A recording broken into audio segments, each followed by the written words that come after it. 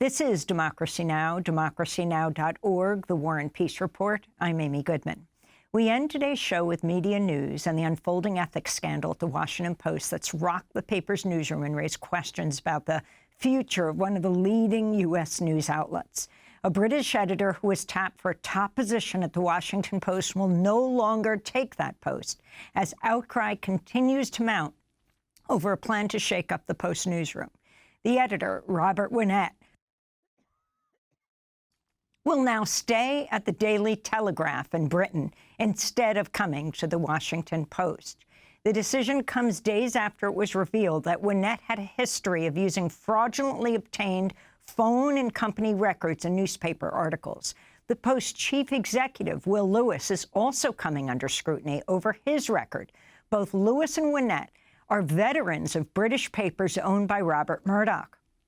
The Guardian also recently revealed Lewis advised then-U.K. Prime Minister Boris Johnson and top officials to, quote, clean up their phones amidst public uproar over government violations of COVID-19 safety precautions in what became known as Partygate in the UK. Will Lewis has also been accused of trying to suppress stories about his connection to the phone hacking scandal at Rupert Murdoch's News of the World newspaper in Britain. The owner of the Washington Post, Amazon founder Jeff Bezos, has supported Lewis. For more, we're joined by Chris Lehmann, D.C. bureau chief for The Nation, where his recent piece is headlined How the Publisher of the Washington Post Allegedly Helped Cover Up a Scandal. Chris, welcome back to Democracy Now! It was great having you on Friday responding to the debate between Trump and Biden, and we're going to ask you to talk a little more about the fallout from the weekend. But first, lay out what's happening at the Washington Post. Well, it's not good, Amy. Will Lewis is basically the successor to Katharine Graham, the famed publisher who stood up to the Nixon administration in the Pentagon Papers and the Watergate scandals. And Lewis is sort of playing the part of a Nixon apparatchik in this Boris Johnson scandal. He went to great lengths to tell Johnson aides not to disclose sensitive communications after a public investigation was launched in the Partygate scandal.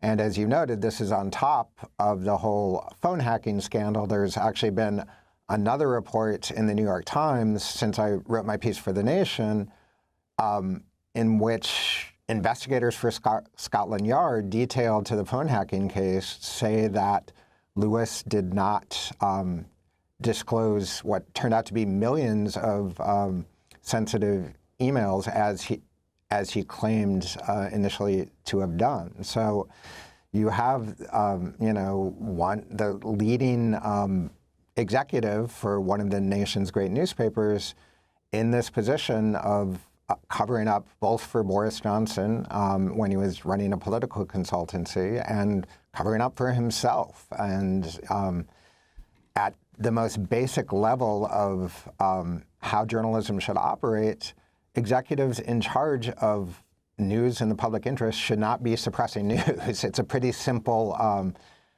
bar, and Will Lewis has failed to clear it, clearly.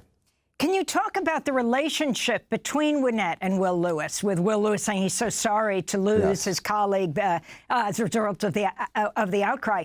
But the two of them, I guess you could say Murdochians from Britain, people who work for Rupert Murdoch, work together and are being investigated together. That's right.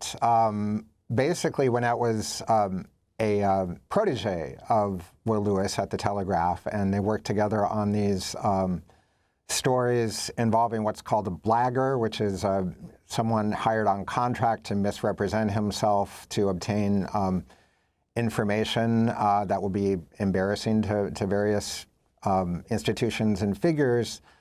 And what's sort of, this is typical of the British tabloid press, the information they sought was kind of banal and not of any great public interest. There was reporting on a Manchester United ownership spat, and then a story about rich Britons who were lining up to buy a luxury Mercedes vehicle. And, and under British law, you can use sort of sketchy means of obtaining information if it serves a public interest.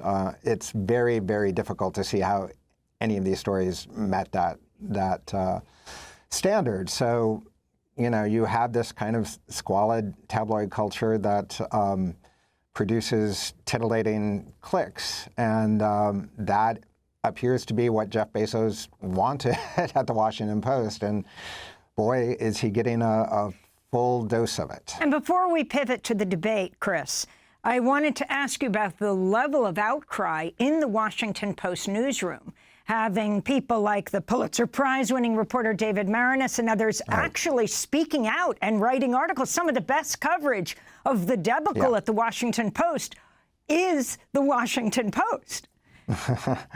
Yes, and that was to the credit of Sally Busby. You know, one of these episodes involved Lewis reportedly strong-arming Sally Busby to not cover a new development in the civil suit involving the phone hacking scandal, and she went ahead and did it anyway and resigned shortly afterwards. Lewis denies having done that, but you know, David Folkenflik, an NPR reporter, has written that he tried the same tactic with him when Folkenflik was considering doing an article about Lewis. And Lewis basically said, I'll give you an exclusive so long as you don't write about this phone hacking business. So again, suppressing information is bad for journalism.